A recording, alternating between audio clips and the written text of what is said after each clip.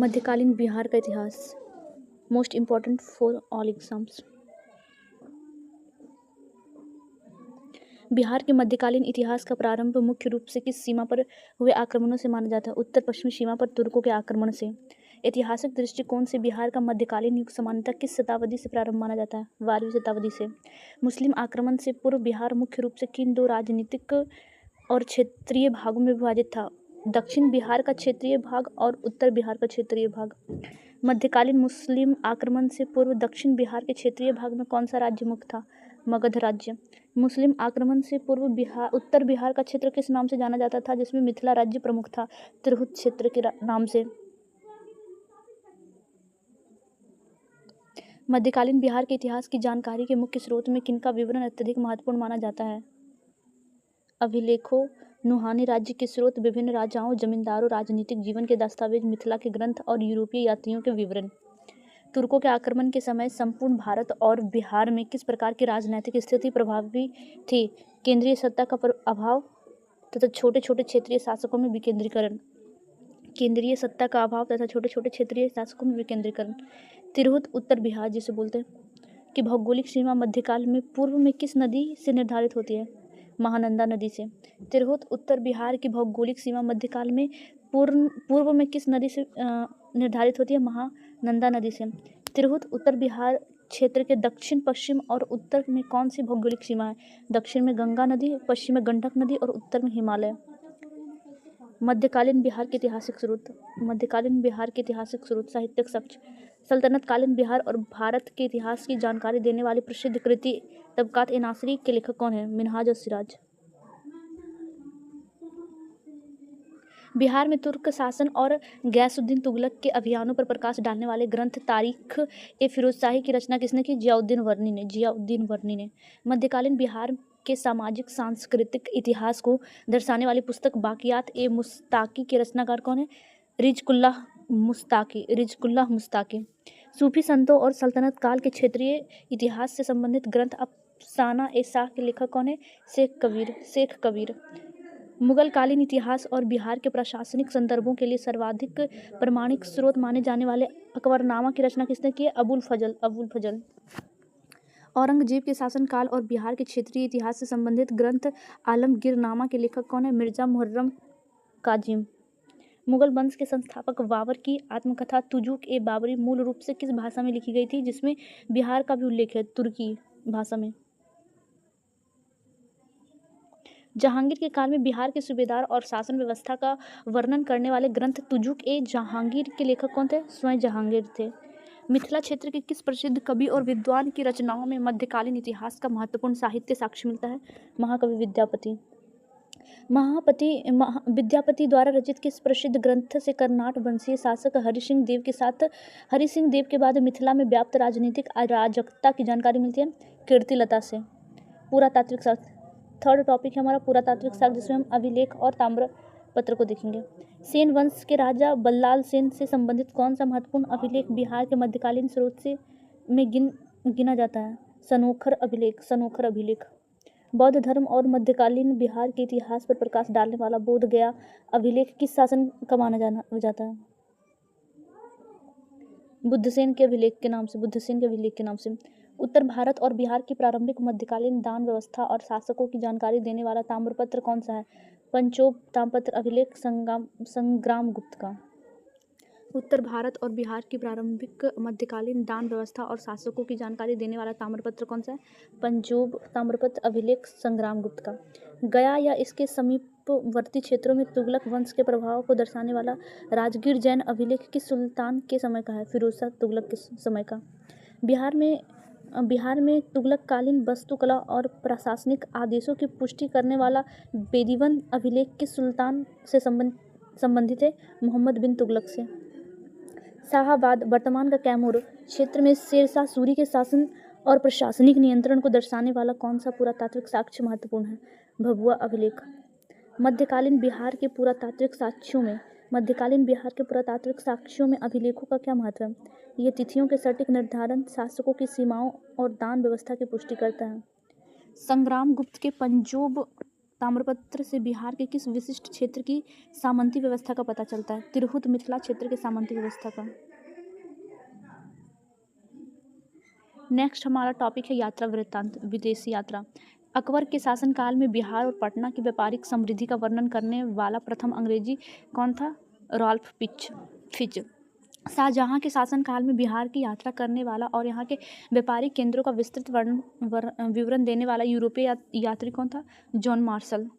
मुगलकालीन बिहार, विशेषकर पटना की जनसंख्या, वस्त्र उद्योग और आर्थिक स्थिति पर प्रकाश डालने वाले इतालवी यात्री का नाम क्या है? निकोलो मनुची। जहांगीर के शासनकाल में बिहार की प्रशासनिक व्यवस्था और सूबेदारों की कार्यप्रणाली का विवरण देने वाले विदेशी यात्री कौन थे? Edward Terry. यूरोपीय यात्रियों के यात्रा वृत्तांत बिहार के इतिहास लेखन में किस प्रकार सहायक है? यूरोपीय यात्रियों के यात्रा वृत्तांत बिहार के इतिहास लेखन में किस प्रकार सहायक है? ये समकालीन सामाजिक आर्थिक स्थिति, व्यापारिक मार्गों और स्थानीय मंडियों का निष्पक्ष विवरण प्रदान करता है। नेक्स्ट टॉपिक बोलिए मिथिला का कर्नाट वंश, स्थापना एवं प्रारंभिक शासक। मिथिला के इतिहास में कर्नाट वंश को अन्य किस नाम से जाना जाता है? मिश्राव वंश या देवराज वंश। मिथिला में कर्नाट वंश का उदय किस ईस्वी में हुआ था? 1097 में मिथिला में कर्नाट वंश का उदय हुआ था। कर्नाट वंश के संस्थापक कौन थे जिन्हें एक महान और पराक्रमी शासक माना जाता था? न्यायदेव को। कर्नाट वंश के स्थापक कौन थे जिन्हें एक महान और पराक्रमी शासक माना जाता था? न्यायदेव। कर्नाट शासकों की मूल राजधानी कहाँ थी जो वर्तमान में नेपाल के बारा जिले में स्थित है? सिमरावगढ़। न्यायदेव का उदय किस पाल शासक के शासनकाल के दौरान या उसके अवसान के समय हुआ था? रामपाल के शासनकाल में। न्यायदेव ने पाल शासकों की स्थिरता का लाभ उठाकर बिहार के किस विशिष्ट भौगोलिक क्षेत्र में अपनी स्वतंत्र सत्ता स्थापित की? मिथिला तिरहुत में।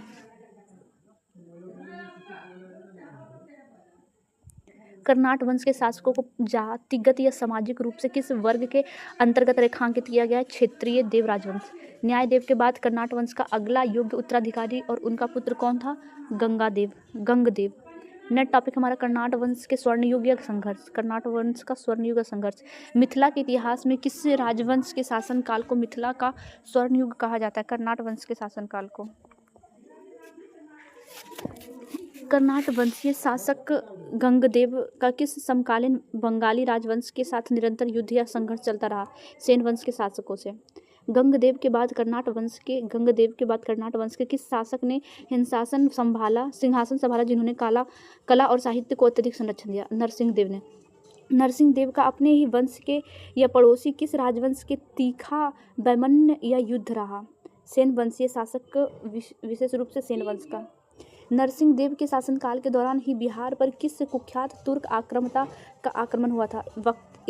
इख्तियार उद्दीन मोहम्मद बिन बख्तियार खिलजी। बख्तियार खिलजी के बिहार और बंगाल अभियान के समय तिरहुत के किस कर्नाट शासक ने उसके प्रकोप से बचने के लिए कूटनीति का सहारा लिया था? नरसिंह देव से बचने के लिए। नरसिंह देव ने बख्तियार खिलजी को संतुष्ट करने और अपने राज्य की रक्षा के लिए क्या उपाय निकाला है? उसे बहुत सारा धन दे दिया। उन्होंने खिलजी को नजराना, धन और उपहार देकर संतुष्ट किया। तुर्क आक्रमणकारी को धन देने के परिणाम स्वरूप नरसिंह देव का साम्राज्य तिरहुत से बढ़कर किस क्षेत्र तक विस्तृत हो गया? दरभंगा क्षेत्र तक। नेक्स्ट टॉपिक है हमारा तुर्क आक्रमण और कर्नाट वंश का पतन। तुर्की का आक्रमण और कर्नाट वंश का पतन, मतलब कर्नाटक को खत्म करने वाला था तुर्की का आक्रमण। तुर्क सेनापति तुगान खान के अभियान की चर्चा किस तिब्बती धर्म स्वामी या यात्री के वृत्तांत में मिलती है जिसमें कर्नाट वंश का आक्रमण किया गया था? तिब्बती धर्म स्वामिनी के विवरण में। दिल्ली सल्तनत के किस सुल्तान ने 1324 से 25 ईस्वी में बंगाल अभियान से लौटते समय मिथिला तिरहुत पर आक्रमण किया था? गयासुद्दीन तुगलक ने। गयासुद्दीन तुगलक के आक्रमण के समय कर्नाट वंश का अंतिम और सबसे प्रसिद्ध शासक कौन था? हरिसिंह देव। गयासुद्दीन तुगलक की विशाल सेना के सामने पराजित होने के बाद हरिसिंह देव को कहाँ शरण लेनी पड़ी थी? नेपाल की पहाड़ियों और जंगलों की ओर भागने पर मजबूर होना पड़ा था। हरिसिंह देव के नेपाल पलायन के साथ ही मिथिला में किस राजवंश की स्वतंत्र सत्ता का व्यापारिक अंत हो गया? कर्नाट वंश का। कर्नाट वंश का पूर्ण अवसान किस वर्ष के आसपास माना जाता है जब केंद्रीय सत्ता पूरी तरह समाप्त हो गई थी? 1325 ईस्वी। हरि सिंह देव के नेपाल जाने के बाद उनके वंशज अंततः काठमांडू के किस मल्ल वंश के राजाओं के क्या बने? मल्ल वंश के शासकों के संरक्षक के रूप में जाने गए, क्योंकि ये मिथिला भाषा के ज्ञाता थे। कर्नाट वंश के पतन के बाद मिथिला के राजनीतिक पटल पर किस नए स्थानीय राजवंश का उदय हुआ था? ओइनवार वंश का। ओइनवार वंश का। विद्यापति की कीर्तिलता ऐतिहासिक रूप से क्यों महत्वपूर्ण है? यह कर्नाटक वंश के पतन के बाद तिरहुत में फैली राजनीतिक अराजकता और सामाजिक असुरक्षा का सजीव चित्रण करती है। नेक्स्ट, मध्यकालीन बिहार में तुर्कों के सफल होने का मुख्य राजनीतिक कारण क्या था?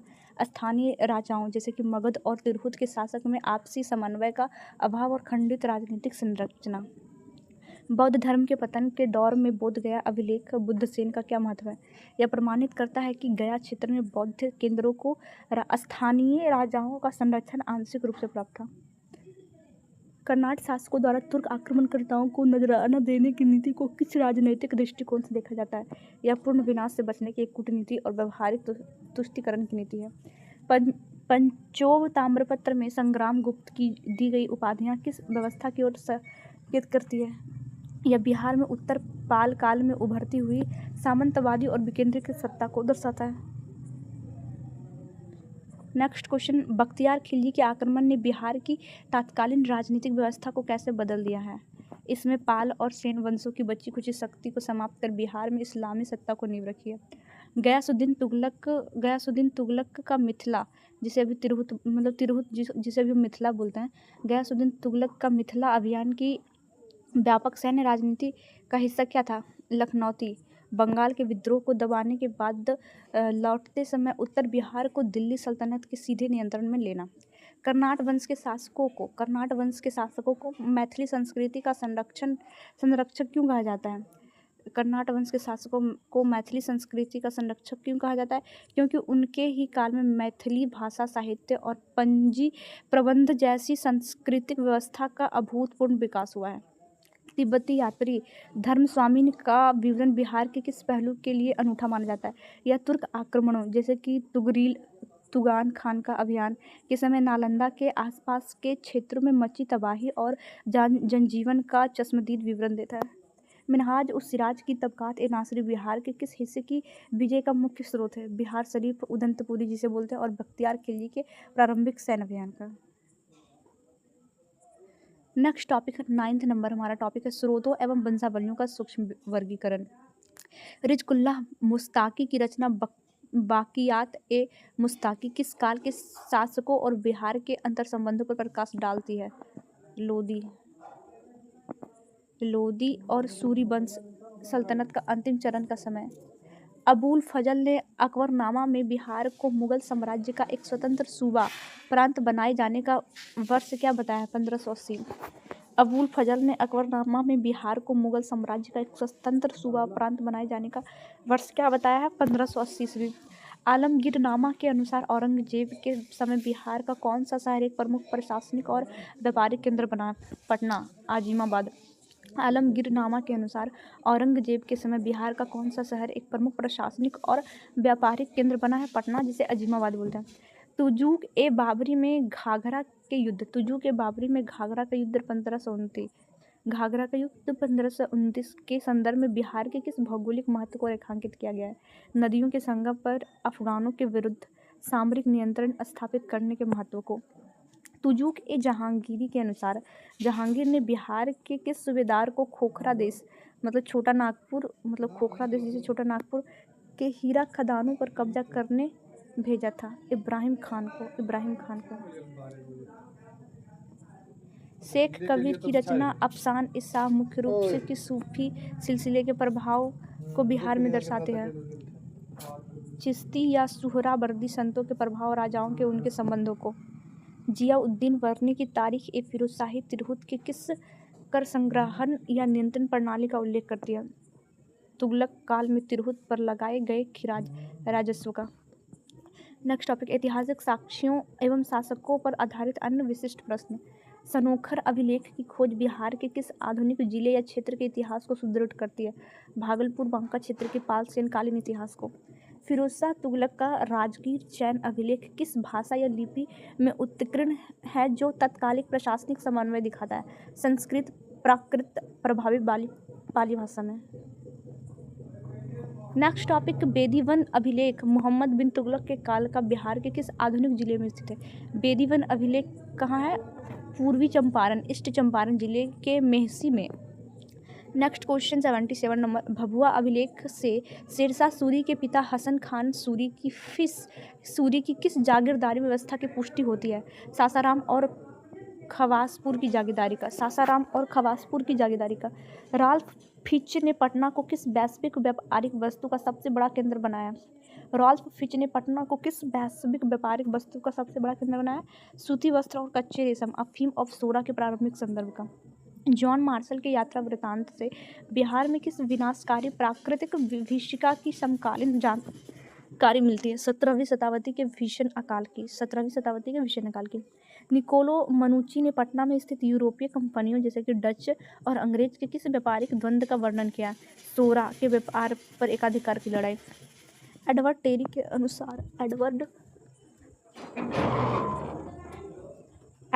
टेरी के अनुसार मुगल काल में बंगाल और उड़ीसा के व्यापार के लिए बिहार का क्या स्थान था? यह मुख्य पारगमन और परिवहन का केंद्र था। न्यायदेव ने सिमरावगढ़ को ही अपनी राजधानी क्यों बनाया?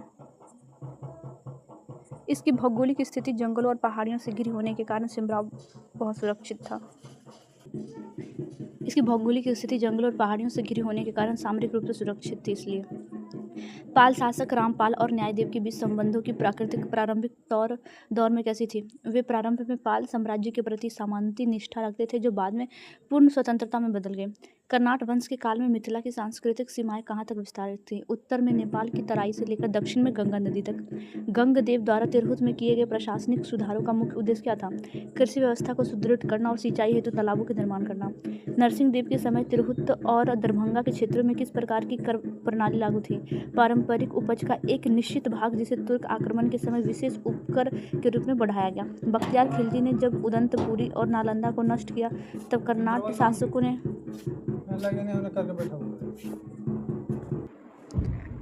नरसिंह देव के समय तिरहुत और दरभंगा। गंगदेव द्वारा तिरहुत में किए गए प्रशासनिक सुधारों को मुख्य उद्देश्य क्या था?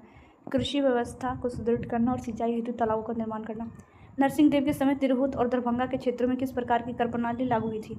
पारंपरिक उपज का एक निश्चित भाग, जिसे तुर्क आक्रमण के समय विशेष उपकर के रूप में बढ़ाया गया। बख्तियार खिलजी ने जब उदंतपुरी और नालंदा को नष्ट किया, तब कर्नाट शासकों ने सैन्य हस्तक्षेप क्यों नहीं किया? क्योंकि उनकी सैन्य शक्ति सीमित थी और सेन शासकों के साथ आंतरिक संघर्ष में उलझे हुए थे। नरसिंह देव द्वारा दरभंगा तक साम्राज्य विस्तार तुर्कों की सहायता से कैसे संभव हुआ? तुर्कों ने सेन वंश की शक्ति को कमजोर कर दिया, जिसका लाभ उठाकर नरसिंह देव ने अपना प्रभाव दक्षिण की ओर बढ़ाया। गयासुद्दीन तुगलक के तिरहुत आक्रमण का तात्कालिक कारण क्या था? हरि सिंह देव द्वारा दिल्ली सल्तनत की संप्रभुता को चुनौती देना और खिराज ना चुकाना। हरि सिंह देव का समाज सुधार के रूप में क्या योगदान है? उन्होंने मिथिला में पंजी प्रथा की शुरुआत की, जो सामाजिक विवाह और संबंधों को विनियमित करती है। ओइन-बार वंश के उदय में किस सुल्तान की भूमिका मानी जाती है? फिरोज शाह तुगलक ने कामेश्वर ठाकुर को तिरहुत का राज्य सौंपकर इस वंश की नींव रखी। फिरोज शाह तुगलक ने कामेश्वर ठाकुर को तिरहुत का राज्य सौंपकर इस वंश की नींव रखी। मध्यकालीन बिहार के इतिहास लेखन में दस्तावेज और शाही फरमान क्यों आवश्यक होता है? ये मुगलों द्वारा स्थानीय जमींदारों को दी गई भूमि और राजस्व अधिकारों की कानूनी स्थिति स्पष्ट करता है। काठमांडू के मल्ल शासकों और मैथिली भाषा का प्रभाव किस राजवंश की देन माना जाता है? विस्थापित कर्नाट राजवंश, हरि सिंह देव के वंशजों की। बिहार का मध्यकालीन इतिहास प्राचीन काल में किस प्रकार भिन्न है? बिहार का मध्यकालीन इतिहास प्राचीन काल से किस प्रकार भिन्न है? प्राचीन काल में बिहार स्वयं केंद्रीय सत्ता का केंद्र था। जबकि मध्यकाल में यह दिल्ली और बंगाल की सत्ताओं के बीच का संघर्ष मैदान बन गया। तुगरील तुगान खान का बिहार और तिरहुत अभियान मुख्य रूप से दिल्ली सल्तनत के किस वंश के शासकों के दौरान की गई घटना है? गुलाम वंश के काल की। सल्तनत कालीन साहित्य और मुगल कालीन साहित्य में बिहार के चित्रण में क्या मुख्य अंतर दिखता है?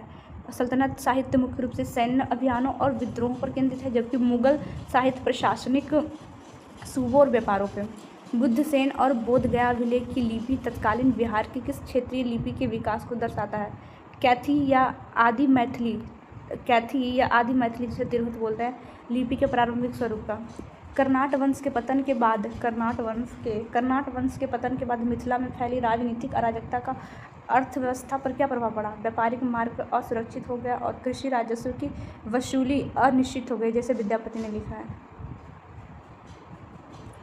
इतिहास के स्रोत के रूप में केवल अभिलेखों पर निर्भर रहने की क्या सीमा है?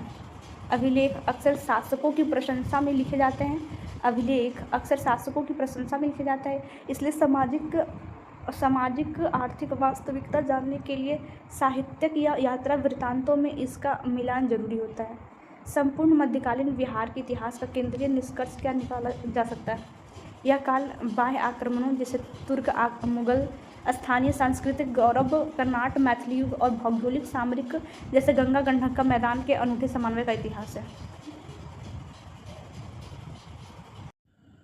नेक्स्ट टॉपिक मुझे प्राचीन एवं मध्यकालीन बिहार।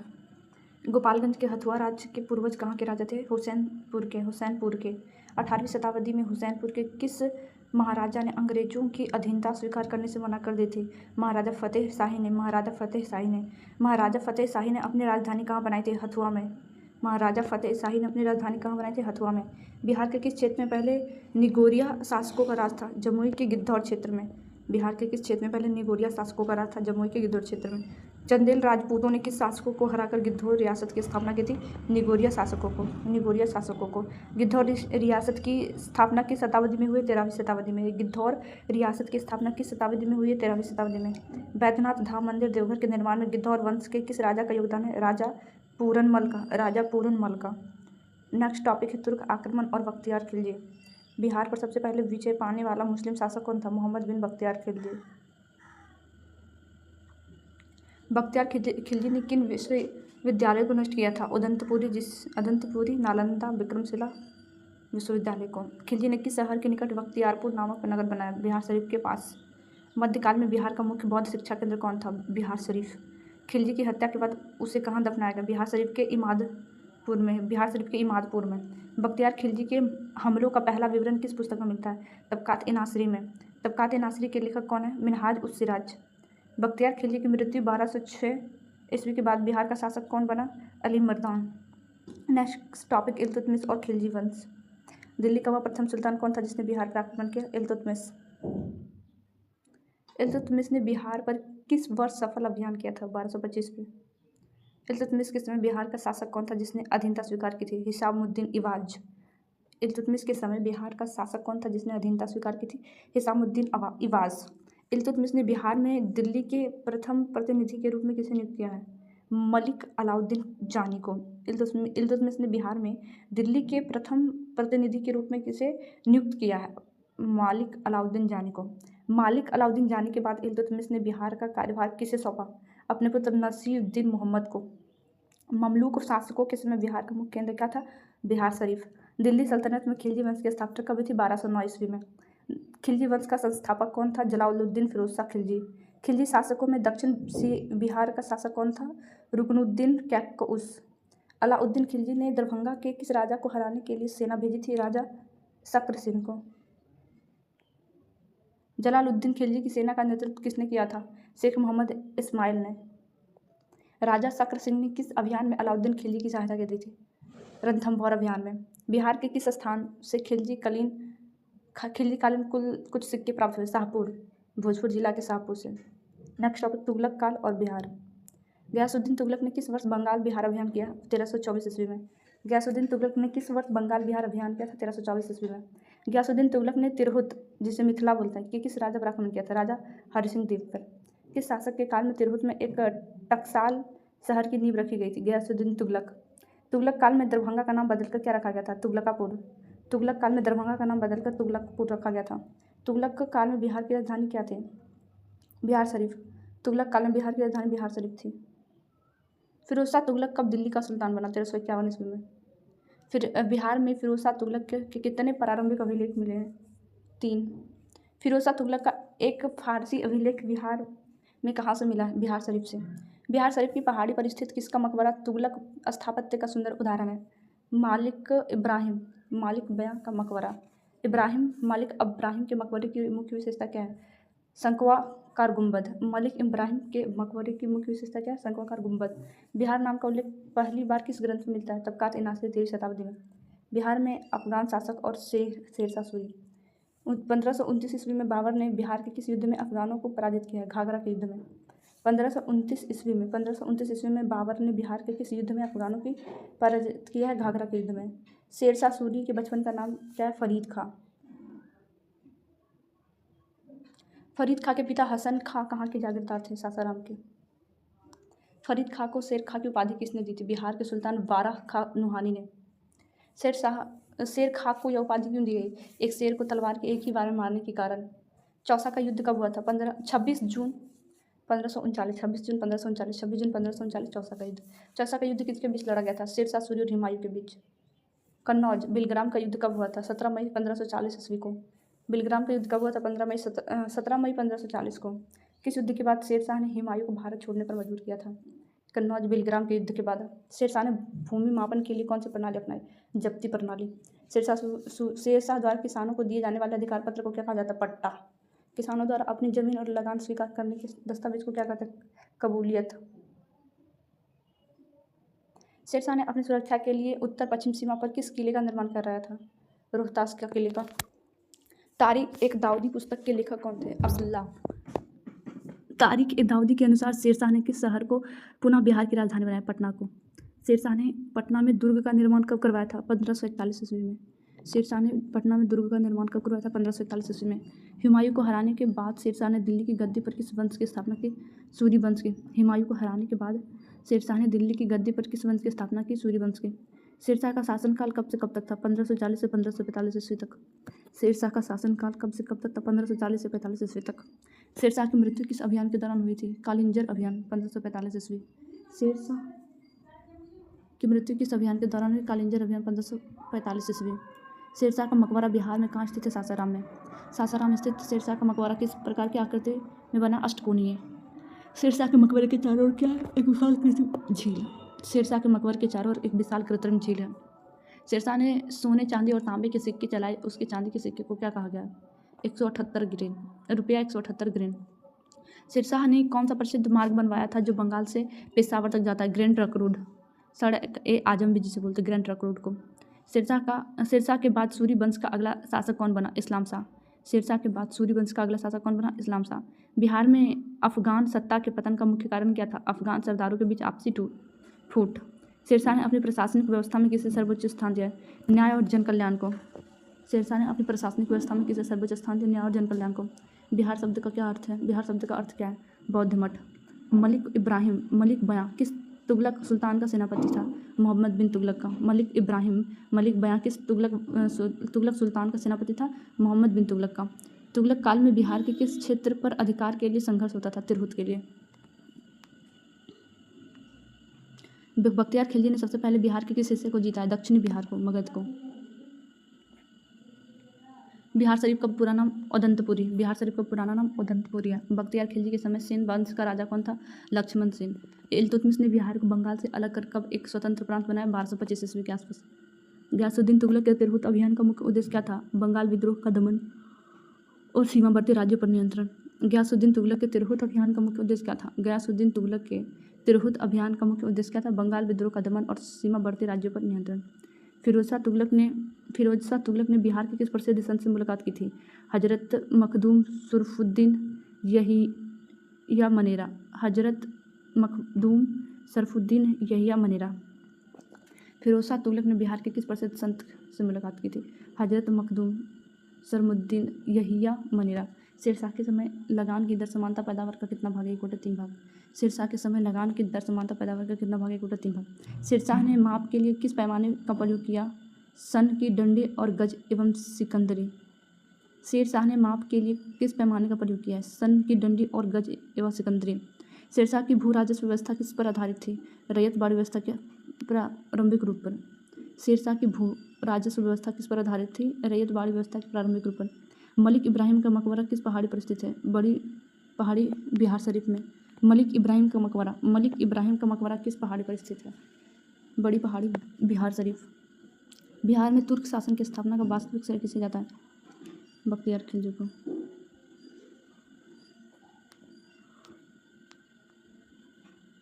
बख्तियार खिलजी ने अपनी राजधानी कहाँ बनाई थी? लखनऊती। बंगाल विजय के बाद बख्तियार खिलजी ने अपनी राजधानी लखनऊती बनाई थी।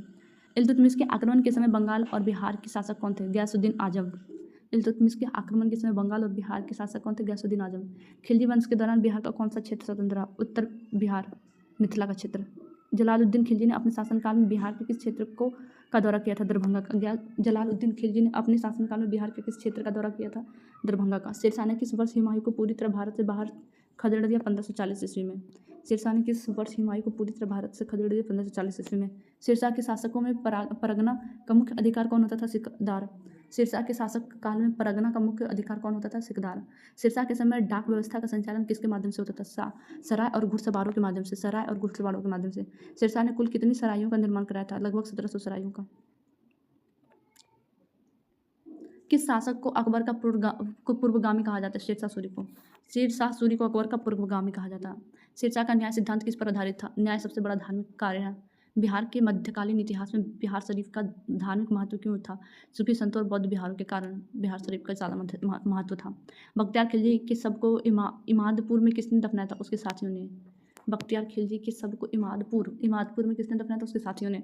गयासुद्दीन तुगलक के तिरहुत विजय के बाद वहाँ का शासक किसे सौंपा गया? कामेश्वर ठाकुर को। कर्नाटक वंश के बाद गयासुद्दीन तुगलक के तिरहुत विजय के बाद कहाँ का शासन किसे सौंपा गया? कामेश्वर ठाकुर को। कर्नाटक वंश के बाद फिरोज शाह तुगलक ने बिहार में कितने किलो का जीर्णोद्धार किया? कई स्थानीय किलो का। फिरोज शाह तुगलक ने बिहार में कितने किलो का जीर्णोद्धार किया था? कई स्थानीय किलो का। शेरशाह ने अपने साम्राज्य को कितने सरकार जिलों में बांटा है? 47 राज्यों में। शेरशाह ने अपने साम्राज्य को कितने सरकार जिलों में बांटा? 47 राज्य सरकारों में। शेरशाह के समय मुनीफ ए मुंसिफान का कार्य क्या था? दीवानी मसालों का निपटारा। शेरशाह के समय मुंसिफ ए मुंसिफान का कार्य क्या था? दीवानी मामलों का निपटाना। पटना को प्रांतीय राजधानी बनाने की चर्चा किस विदेशी यात्री ने की थी? यह तथ्य तारीख ए दाऊदी में स्पष्ट है। यह तथ्य तारीख ए दाऊदी में स्पष्ट है। पटना को प्रांतीय राजधानी बनाने की चर्चा किस विदेशी यात्री ने की थी? पटना को प्रांतीय राजधानी बनाने की चर्चा किस विदेशी यात्री ने की थी? यह तारीख ए दाऊदी में स्पष्ट है। शेरशाह के समय चांदी के रुपये और तांबे के दाम का विनिमय अनुपात क्या था? 1:64। चांदी का 1 है तो उसका वैल्यू नहीं, चांदी का रुपया और तांबे के दाम का विनिमय अनुपात। चांदी का अगर 1 रुपये तो तांबे का 1/64, मतलब 1 है तो तांबे का 64। बिहार के इतिहास में मलिक बयां को किस पद से जाना जाता है? बिहार का सूबेदार। बिहार के इतिहास में मलिक बयां को किस नाम से जाना जाता है? बिहार का सूबेदार। तबकात-ए-नासिरी के अनुसार खिलजी ने किस वर्ष उदंतपुरी बिहार शरीफ पर आक्रमण किया था? 1198 ईस्वी के आसपास। Next topic will be Sher Shah Suri and Suri वंश। शेरशाह सूरी ने अपने राज्य की प्रशासनिक व्यवस्था को सुदृढ़ और प्रभावी बनाने के लिए किन 2 संरचनाओं का निर्माण कराया? सराय एवं डाक चौकियों का। वर्ष 1529 ईस्वी में बंगाल के किस शासक ने दक्षिण बिहार पर सैन्य आक्रमण किया था? नुसरत शाह ने। नुसरत शाह को पराजित करने के उपरांत शेरशाह ने कौन सी प्रतिष्ठित उपाधि धारण की थी? हजरत ए आला का। बिहार के किस ऐतिहासिक स्थान पर शेरशाह सूरी का विश्व प्रसिद्ध मकबरा अवस्थित है? सासाराम, रोहतास जिले में। बिहार के किस ऐतिहासिक स्थान पर शेरशाह सूरी का विश्व प्रसिद्ध मकबरा अवस्थित है? सासाराम, रोहतास जिले में।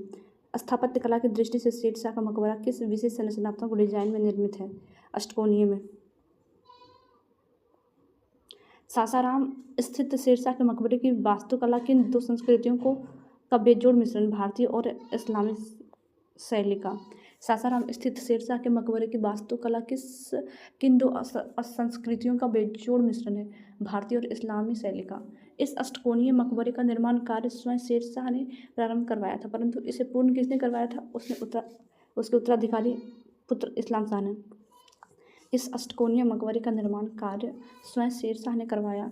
इस अष्टकोणीय मकबरे का निर्माण कार्य स्वयं शेरशाह ने प्रारंभ करवाया था, परंतु इसे पूर्ण किसने करवाया?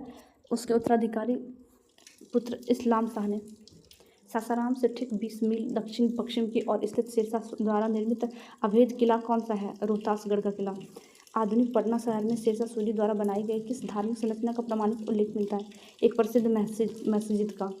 शेरशाह ने भूमि सुधारों के अंतर्गत भूमि की वास्तविक नाम के लिए किस विशिष्ट पैमाने का निर्धारण किया है? सिकंदरी जरीब एवं सन की डंडे का। शेरशाह सूरी ने अपने सैन्य अवस्था को दुरुस्त करने के लिए घोड़े की पहचान हेतु कौन सी प्रथा अनिवार्य की है? घोड़े को दागने की प्रथा। शेरशाह ने अपनी प्रशासनिक सुधार नीति के तहत सैनिकों के परिचय के लिए किस व्यवस्था को लागू किया? सैनिकों का हुलिया दर्ज किया गया। सैनिकों का हुलिया दर्ज किया गया की प्रथा। शेरशाह सूरी द्वारा मुद्रा प्रणाली में सुधार के तहत जारी किया गया शुद्ध चांदी का सिक्का क्या कहलाता है? रुपया। सूरी काल में जारी किया गया तांबे का सिक्का किस नाम से जाना जाता है? दाम। शेरशाह सूरी द्वारा निर्मित सबसे प्रसिद्ध व्यापारिक एवं सैन्य मार्ग सड़क अजाम कहाँ से कहाँ तक विस्तृत है? बंगाल से सिंध तक। शेरशाह के काल में आगरा से दक्षिण की ओर जाने वाला मुख्य मार्ग कहाँ तक जाता है? आगरा से बुरहानपुर तक। शेरशाह के काल में आगरा से दक्षिण की ओर जाने वाला मुख्य मार्ग कहाँ तक जाता था? आगरा से बुरहानपुर तक। शेरशाह द्वारा निर्मित राजपूताना क्षेत्र को जोड़ने वाला मुख्य सड़क मार्ग कौन सा है? आगरा के चित्तौड़ मार्ग। शेरशाह द्वारा निर्मित राजपूताना क्षेत्र को जोड़ने वाला मुख्य सड़क मार्ग कौन सा है? आगरा का चित्तौड़ मार्ग। सूरी साम्राज्य के उत्तर पश्चिम हिस्सों को मजबूत करने के लिए कौन सा सड़क मार्ग बनाया गया? सूरी साम्राज्य को उत्तर नॉर्थ और पश्चिम वेस्ट हिस्सों को मजबूत करने के लिए कौन सा सड़क मार्ग अपनाया? लाहौर के मुल्तान मार्ग का। शेरशाह सूरी की मृत्यु के बाद उसका पुत्र किस उपाधि के साथ सूरी साम्राज्य की गद्दी पर बैठा? इस्लाम शाह। शेरशाह सूरी की मृत्यु के बाद उसका पुत्र किस उपाधि के साथ सूरी साम्राज्य की गद्दी पर बैठा? इस्लाम शाह। वर्ष 1555 ईस्वी में हुमायूं ने किन दो निर्णायक युद्धों में सूरी वंश को पराजित किया था? मछीवाड़ा का युद्ध और सरहिंद का युद्ध। मछीवाड़ा का युद्ध और सरहिंद का युद्ध में। सरहिंद के युद्ध में हुमायूं ने सूरी वंश के किस अंतिम प्रमुख शासक को पराजित कर मुगल वंश की स्थापना की थी? सिकंदर सूरी। नेक्स्ट टॉपिक, मुगलकालीन बिहार का प्रारंभिक चरण। बाबर से अकबर तक। भारत में मुगल वंश की स्थापना 1526 ईस्वी के बाद किस मुगल सम्राट ने सर्वप्रथम बिहार के क्षेत्र पर अपना प्रभाव स्थापित किया था? सम्राट बाबर ने बिहार के किस विशिष्ट क्षेत्र पर अपना सैन्य प्रभाव डाला था और उसे शाहबाद नाम दिया था? आरा के क्षेत्र को। अफगान शासक शेरशाह सूरी की मृत्यु के पश्चात बिहार का क्षेत्र मुख्य रूप से किस अफगान राजवंश के अधीन रहा? करानी अफगान राजवंश के अधीन। कौन से राजवंश के अधीन? करानी अफगान राजवंश के अधीन। शेरशाह के बाद बिहार के क्षेत्र पर अधिकार बनाए रखने वाले दो प्रमुख करानी अफगान शासक कौन थे?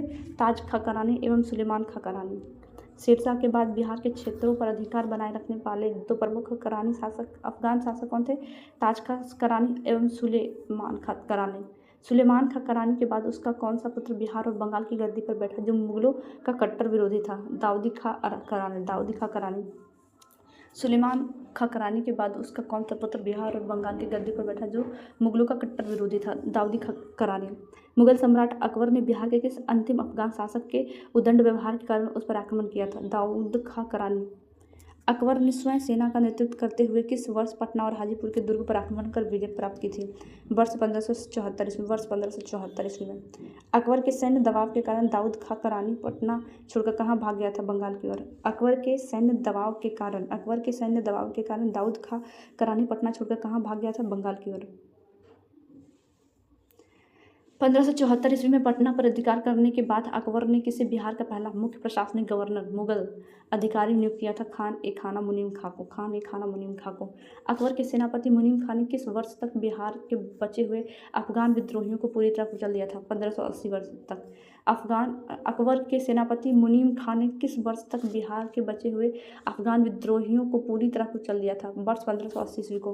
बिहार को किस वर्ष पूर्ण रूप से मुगल साम्राज्य का एक स्वतंत्र सूबा प्रांत बना था? 1580 को।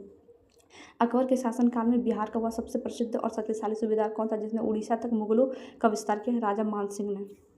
प्रसिद्ध ऐतिहासिक ग्रंथ आइन ए अकबरी के रचनाकार कौन है जिसने मुगलकालीन बिहार की प्रशासनिक जानकारी मिलती है? अबुल फजल।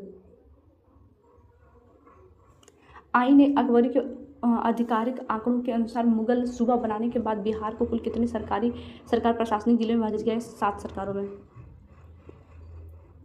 मुगल काल में बिहार सूबे के अंतर्गत आने वाली 7 सरकारों के नाम क्या है? मुगल काल में बिहार सूबे के अंतर्गत आने वाली 7 सरकारों का नाम बिहार, मुंगेर, तिरहुत, हाजीपुर, रोहतास, चंपारण, चंपारण, रोहतास, हाजीपुर, तिरहुत, मुंगेर, बिहार। मुगल काल में बिहार सूबे के अंतर्गत आने वाली 7 सरकारों का नाम मुंगेर, बिहार, तिरहुत, हाजीपुर, रोहतास, चंपारण और सारण। नेक्स्ट, आईने अकबरी के अनुसार इन 7 सरकारों को राजस्व और प्रशासन की सहूलियत के लिए कुल कितने परगनों में बांटा गया है? 199 परगनों में। बिहार के बक्सर में गंगा नदी के तट पर स्थित ऐतिहासिक दुर्ग किले का मूल निर्माण 1054 ईस्वी में किसने करवाया था? राजा रुद्रदेव ने। राजा रुद्रदेव किस प्राचीन राजवंश या घराने से संबंधित या जिन्होंने बक्सर का प्राचीन किला बनाया था? काशी नरेश राजवंश से। राजवंश से। 16वीं शताब्दी में बक्सर के इसी ऐतिहासिक और जीर्ण किले का पुनरुद्धार या पुनर्निर्माण किस मुगल सम्राट ने कराया? सम्राट Akbar. Next topic will Bihar में सिख। सिख धर्म और बिहार।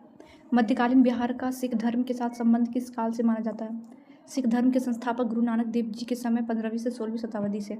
सिख धर्म के कुल 10 गुरुओं में से कितने गुरुओं का बिहार से सीधा संबंध या यात्रा का विवरण मिलता है? 3 गुरुओं का, गुरु नानक देव, गुरु तेग बहादुर और गुरु गोविंद सिंह का। गुरु नानक देव जी ने अपनी किस प्रसिद्ध यात्रा के दौरान बिहार के क्षेत्रों को भ्रमण किया था? अपनी पहली उदासी पूर्व भारत की धार्मिक यात्रा के दौरान। गुरु नानक देव जी ने बिहार के किन प्रमुख नगरों और क्षेत्रों की यात्रा की है? गया, राजगीर, पटना, मुंगेर, भागलपुर और कहलगांव। गुरु नानक देव जी ने बिहार के किन प्रमुख नगरों और क्षेत्रों की यात्रा की थी? गया, राजगीर, पटना, मुंगेर, भागलपुर, कहलगांव। गुरु नानक देव जी ने बिहार के किस प्रसिद्ध बौद्ध तीर्थ स्थल की यात्रा की और वहां उपदेश दिए? गया की यात्रा की थी। राजगीर में गुरु नानक देव जी से जुड़ा कौन सा पवित्र स्थल आज भी स्थित है? राजगीर में गुरु नानक शीतल कुंड, जहाँ उनके स्पर्श से गर्म पानी का कुंड शीतल हो गया था। गुरु नानक शीतल कुंड, जहाँ उनके स्पर्श से गर्म पानी का कुंड शीतल हो गया था। गुरु नानक देव जी ने मुंगेर और भागलपुर की यात्रा के दौरान किन क्षेत्रों में सिख धर्म का प्रचार किया था? गुरु नानक देव जी ने मुंगेर और भागलपुर की यात्रा के दौरान किन क्षेत्रों में सिख धर्म का प्रचार किया था? गंगा नदी के तटीय क्षेत्रों में, जहाँ उन्होंने संगत की स्थापना की थी। गंगा नदी के तटीय क्षेत्र में जहाँ उन्होंने संगत की स्थापना की थी। गुरु नानक देव जी के बाद सिखों के कौन से गुरु बिहार की यात्रा पर आए थे? 9वें गुरु तेग बहादुर। गुरु नानक देव जी के बाद सिखों के कौन से गुरु बिहार की यात्रा पर आए थे? 9वें गुरु तेग बहादुर जी। तेग बहादुर जी किस शताब्दी के उत्तरार्ध में बिहार की यात्रा में आए थे? 17वीं शताब्दी के उत्तरार्ध में, 1665 से 66 ईस्वी। गुरु तेग बहादुर जी असम पूर्वोत्तर भारत की यात्रा पर जाते समय बिहार के किस मार्ग से गुजरे थे? सासाराम और गया होते हुए पटना पहुंचे थे।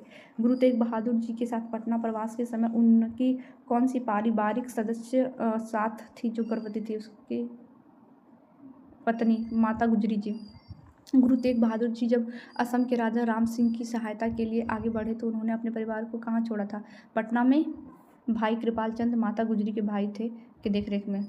पटना में सिखों के किस महान गुरु का जन्म हुआ था? 10वें और अंतिम गुरु गोविंद सिंह का जन्म हुआ था पटना में। गुरु गोविंद सिंह जी का जन्म पटना में किस तिथि को हुआ था? 22 दिसंबर 1666 ईस्वी को। गुरु गोविंद सिंह जी का जन्म पटना में किस तिथि को हुआ था? 22 दिसंबर 1666 ईस्वी को। गुरु गोविंद सिंह जी के बचपन का नाम क्या था? गोविंद राय। बाल गोविंद राय ने अपने जीवन के प्रारंभिक कितने वर्ष पटना की गलियों और गंगा के किनारे बिताए थे? लगभग 5 से 6 वर्ष। गुरु गोविंद सिंह जी को पटना से आनंदपुर साहिब पंजाब बुलाने के लिए उनके पिता ने किस वर्ष आदेश भेजा था? लगभग 1672 ईस्वी में। गुरु गोविंद सिंह जी ने सिख पंथ को एक सैन्य और संगठित रूप देने के लिए खालसा पंथ की स्थापना किस वर्ष की थी? 1666 ईस्वी में, बैसाखी के दिन में। 1666 ईस्वी में बैसाखी के दिन में। गुरु गोविंद सिंह जी ने किस वर्ष आनंदपुर साहिब छोड़ दिया और दक्षिण भारत की ओर प्रस्थान किया? 1705 से 1706 ईस्वी के दौरान छोड़ दिया था, चमकौर और आनंदपुर के युद्धों के बाद। चमकौर और आनंदपुर के युद्ध होने के बाद। गुरु गोविंद सिंह जी की मृत्यु ज्योति ज्योत समान किस वर्ष और कहाँ हुई थी? 1708 ईस्वी में, नांदेड़, महाराष्ट्र में। गुरु गोविंद सिंह जी की मृत्यु ज्योति ज्योत समान किस वर्ष हुई थी? गुरु गोविंद सिंह की मृत्यु 1708 ईस्वी में नांदेड़, महाराष्ट्र में हुआ था। गुरु गोविंद सिंह जी के बाद सिख समुदाय का नेतृत्व मुख्य रूप से किसने संभाला, जिसका प्रभाव बिहार पर भी पड़ा? बंदा सिंह बहादुर ने। पटना में गुरु गोविंद सिंह जी के जन्म स्थान पर निर्मित पवित्र गुरुद्वारे का नाम क्या था? तख्त श्री हरि मंदिर जी पटना साहिब। तख्त श्री हरि मंदिर जी पटना साहिब। तख्त श्री हरि मंदिर जी पटना साहिब को किस धर्म में क्या दर्जा प्राप्त है? यह सिख धर्म के 5 प्रमुख तख्तियों में एक है। यह सिख धर्म के 5 प्रमुख तख्तियों में से एक है। तख्त श्री हरि मंदिर जी पटना साहिब का भव्य निर्माण 19वीं शताब्दी में किसके द्वारा करवाया गया था? पंजाब के महाराजा रंजीत सिंह के द्वारा। तख्त श्री हरि मंदिर जी पटना साहिब का भव्य निर्माण 19वीं शताब्दी में किसके द्वारा करवाया गया था? पंजाब के महाराजा रंजीत सिंह के द्वारा। महाराजा रंजीत सिंह ने पटना साहिब गुरुद्वारे के निर्माण के लिए किस सामग्री और शैली का उपयोग करवाया था? संगमरमर और वास्तुकला की सिख मुगल मिश्रित शैली का। महाराजा रंजीत सिंह ने पटना साहिब गुरुद्वारे के निर्माण के लिए किस सामग्री और शैली का उपयोग किया था? संगमरमर और वास्तुकला की सिख मुगल मिश्रित शैली का। पटना में स्थित गुरुद्वारा कंगन घाट का संबंध गुरु गोविंद सिंह जी के बचपन के किस घाट से है? यहाँ बाल गोविंद राय ने खेल खेल में अपना सोने का कंगन गंगा नदी में फेंक दिया था। पटना में स्थित गुरुद्वारा कंगन घाट का संबंध गुरु गोविंद सिंह जी के बचपन के किस घटना से है? यहाँ बाल गोविंद राय ने खेल खेल में अपना सोने का कंगन गंगा में फेंक दिया था। गुरु का बाग गुरुद्वारा पटना में किसके आगमन में स्मृति में बनाया गया था? गुरु का बाग गुरुद्वारा पटना में किसके आगमन की स्मृति में बनाया गया था? गुरु तेग बहादुर जी के पटना आगमन पर जहाँ वे ठहरे थे वह सूखा बाग हरा भरा हो गया था। पटना का गुरुद्वारा हांडी साहिब किस ऐतिहासिक घटना से जुड़ा है? पटना का गुरुद्वारा हांडी साहिब किस ऐतिहासिक घटना से जुड़ा है? जब गुरु गोविंद सिंह जी पटना छोड़ रहे थे तब एक वृद्ध माता जमुना देवी ने उन्हें मिट्टी के हांडी में खिचड़ी खिलाई थी। पटना का गुरुद्वारा हांडी साहिब किस ऐतिहासिक घटना से जुड़ा है? जब गुरु गोविंद सिंह जी पटना छोड़ रहे थे तब एक वृद्ध माता जमुना देवी ने उन्हें मिट्टी की हांडी में खिचड़ी खिलाया था। गुरुद्वारा बाल लीला मैनी संगत पटना सिटी में किस ऐतिहासिक स्थल पर बना है? राजा फतेह चंद मैनी के आवास स्थल पर, जहां उनकी रानी बाल गोविंद राय को पुत्रवत मानती थी और उन्हें पूरी खोले खिलाती थी। बिहार के किस जिले में स्थित जलालगढ़ किला सिख और मुगल काल के दौरान एक सैनिक छावनी के रूप में प्रसिद्ध है? पूर्णिया जिला। इतिहास के अनुसार जलालगढ़ किले का निर्माण मुख्य रूप से किस उद्देश्य से किया गया था? सीमावर्ती क्षेत्रों नेपाल और मोरंग के आक्रमण से रक्षा और राजस्व वसूली के लिए। तख्त श्री पटना साहिब में गुरु गोविंद सिंह जी की कौन सी पवित्र ऐतिहासिक वस्तुएं आज भी सुरक्षित है? उनकी छोटी कमान, धनुष, लोहे के तीर, पवित्र खड़ाऊं, चप्पल और उनके बचपन का पालन। तख्त श्री पटना साहिब में गुरु गोविंद सिंह जी के कौन सी पवित्र ऐतिहासिक वस्तुएं आज भी सुरक्षित है? छोटी कमान, धनुष, लोहे के तीर, पवित्र खड़ाऊं, चप्पल और उनके बचपन का पालना। बिहार के सासाराम में सिखों के किस गुरु की याद में गुरुद्वारा चाचा फगगुमल या संगत स्थित है? गुरु तेग बहादुर जी के सासाराम यात्रा की स्मृति में। नेक्स्ट टॉपिक विल बी मध्यकालीन बिहार में सांस्कृतिक प्रगति, सूफी संत और संप्रदाय। मध्यकालीन बिहार में किस धार्मिक संस्कृति आंदोलन ने हिंदू मुस्लिम एकता और सामाजिक सद्भाव को बढ़ावा दिया? सूफी आंदोलन और भक्ति आंदोलन ने। बिहार में सूफी संतों का आगमन मुख्य रूप से किस शताब्दी में शुरू हुआ था? 12वीं से 13वीं शताब्दी के दौरान तुर्क आक्रमण के समय। बिहार में सूफी संतों का आगमन मुख्य रूप से किस शताब्दी में शुरू हुआ था? 12वीं-13वीं शताब्दी के दौरान तुर्क आक्रमण के समय। बिहार के सबसे प्रारंभिक सूफी संतों में किसका नाम सबसे प्रमुखता से लिया जाता है, जो मनेर आकर बसे थे? इमाम ताज फ़कीह, 12वीं शताब्दी। बिहार के सबसे प्रारंभिक सूफी संतों में किसका नाम सबसे प्रमुखता से लिया जाता था, जो मनेर में आकर बसे थे? इमाम ताज फ़कीह, 12वीं शताब्दी। मनेर पटना को मध्यकाल में बिहार का क्या कहा जाता है? बिहार में सूफीवाद का प्रथम और सबसे बड़ा केंद्र। मनेर पटना को मध्यकाल में बिहार का क्या कहा जाता था? बिहार में सूफीवाद का प्रथम और सबसे बड़ा केंद्र। सूफी संप्रदायों को तकनीकी रूप से क्या कहा जाता है? सिलसिला। सूफी संप्रदायों को तकनीकी रूप से क्या कहा जाता है? सिलसिला। बिहार में सबसे अधिक लोकप्रियता और प्रभाव किस सूफी सिलसिलों को प्राप्त हुआ है? फिरदौसी सिलसिला को। बिहार में फिरदौसी सिलसिले को चरम पर पहुंचाने वाले महान सूफी संत कौन थे? मखदूम शरफुद्दीन यहना मनेर, मखदूम साहिब। मखदूम शरफुद्दीन यहया मनेरा का जन्म कहाँ हुआ था और उनकी कर्मभूमि क्या थी? जन्म मनेर में हुआ था और कर्मभूमि बिहार शरीफ नालंदा थी। मखदूम साहब के उपदेशों और पत्रों के संग्रह को किस नाम से जाना जाता है, जो सूफी साहित्य का अनमोल रत्न है? मखदूम शरीफुद्दीन यहना मनेर का जन्म कहाँ हुआ था और उनकी कर्मभूमि कहाँ थी? जन्म मनेर में हुआ था और उनकी कर्मभूमि बिहार शरीफ नालंदा में थी।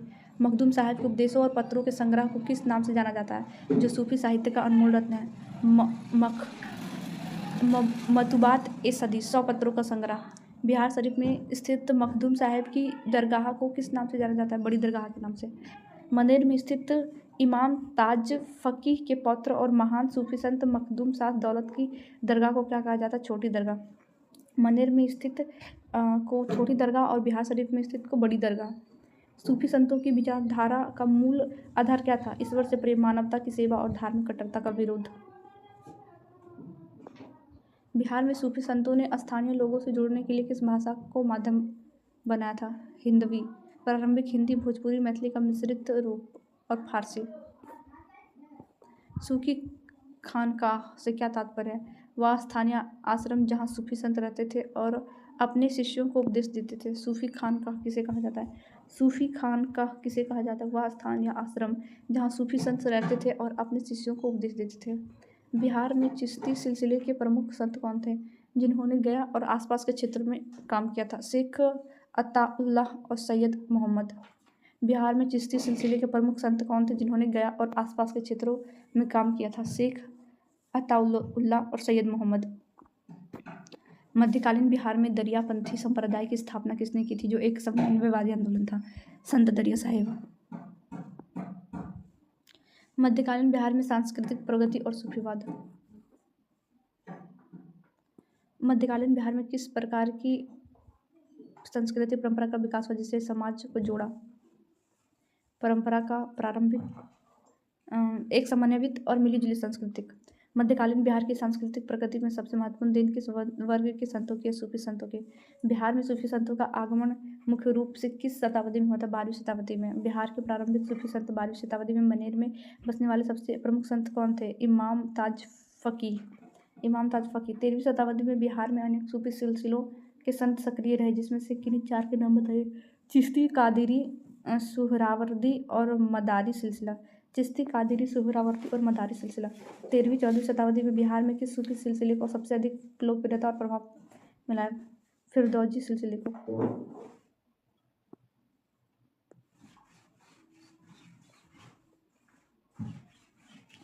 14वीं शताब्दी के बिहार के सबसे महान सूफी संत कौन थे, जिनका संबंध फिरदौसी सिलसिले से है? मखदूम शरफुद्दीन यहना मनेर। मखदूम शरफुद्दीन यहना मनेर। मखदूम शरफुद्दीन यहना मनेर। मखदूम शरफुद्दीन यहना मनेर का मुख्य कार्य क्षेत्र या खानकाह बिहार के किस स्थान पर है? बिहार शरीफ में। बिहार के सूफी संतों ने अपने उपदेशों में मुख्य रूप से किन मूल्यों पर बल दिया था? धार्मिक सहिष्णुता, सामाजिक सद्भाव तथा शांतिपूर्ण सहअस्तित्व पर। मध्यकाल में बिहार की समन्वयवादी परंपरा के महान प्रतिनिधि संत कौन थे, जिनके विचारों का गहरा प्रभाव यहाँ देखा गया? संत कबीरदास।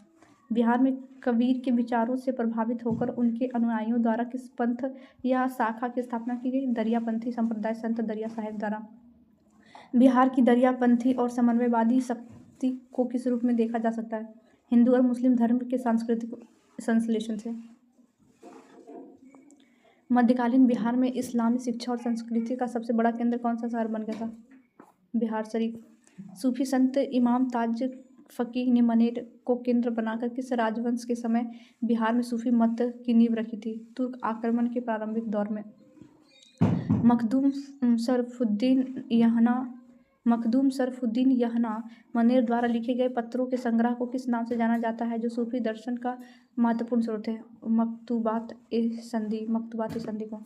फिरदौसी सिलसिले के संत ने बिहार के शासकों जैसे तुगलक शासक को किस प्रकार प्रभावित किया था? उन्होंने शासकों को न्यायप्रिय होने पर प्रजा के कल्याण के लिए प्रेरित किया था। बिहार में सुहरावर्दी सिलसिले के पैर पसारने वाले प्रमुख संत कौन थे, जिन्होंने देवकुंड क्षेत्र में काम किया? शेख जलालुद्दीन तबरीजी के समकालीन संत। चिश्ती सिलसिले के किस प्रसिद्ध संत का प्रभाव उत्तर बिहार और तिरहुत के क्षेत्रों में देखा गया था? शेख अलाउद्दीन अली उज खाका चिश्ती सिलसिले के किस प्रसिद्ध संत का प्रभाव उत्तर बिहार और तिरहुत के क्षेत्रों में देखा गया था? शेख अलाउद्दीन अली उल हक का। सूफी संतों के निवास और उपदेश स्थल को मध्यकाल में क्या कहा जाता है? सूफी संतों के निवास और उपदेश स्थल को मध्यकाल में क्या कहा जाता है? खानकाह। मनेर शरीफ स्थित बड़ी दरगाह किस सूफी संत के मजार के रूप में पूजी जाती है? मखदूम यहना मनेर पिता और इमाम ताज फकीह के वंशज। मनेर शरीफ स्थित बड़ी दरगाह किस सूफी संत के मजार के रूप जानी जाती है? मखदूम पहना मनेरी पिता और इमाम ताज फकीह के वंशज। बिहार शरीफ में स्थित मखदूम शाह की दरगाह पर सालाना आयोजित होने वाले उत्सव को क्या कहा जाता है? उर्स। सूफीवाद के फिरदौसी सिलसिले की उत्पत्ति मूलतः किस बड़े सूफी सिलसिलों की एक शाखा के रूप में हुई थी? सुहरावर्दी सिलसिले की। मध्यकालीन बिहार के हिंदू त्योहारों जैसे होली दीपावली में सूफी और मुस्लिम आमजन की भागीदारी किस संस्कृति का हिस्सा बनी? गंगा जमुना तहजीब या समन्वयवादी संस्कृति का। संत दरिया साहिब का जन्म बिहार के किस आधुनिक जिले में हुआ था जिन्होंने दरिया पंथ चलाया? रोहतास जिले के धरकंधा में। दरिया साहिब के उपदेश में ईश्वर के किस रूप की आराधना पर बल दिया गया जो कबीर से मिलता जुलता है? निर्गुण और निराकार ईश्वर सतपुरुष का।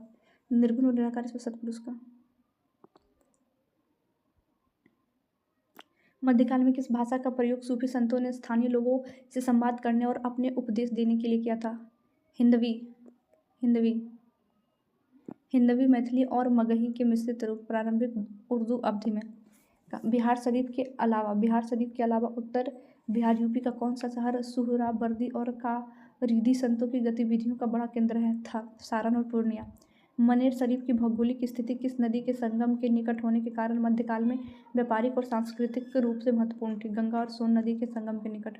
मनेर शरीफ की भौगोलिक स्थिति किस नदी के संगम के निकट होने के कारण मध्यकाल में व्यापारिक और सांस्कृतिक रूप से महत्वपूर्ण थी? गंगा और सोन नदी के संगम के निकट। सूफी संतों के खानकाहों को मध्यकालीन दिल्ली सल्तनत के किन सुल्तानों द्वारा कर मुक्त भूमि मदद ए मास दान में दी गई थी? खिलजी और तुगलक सुल्तानों को।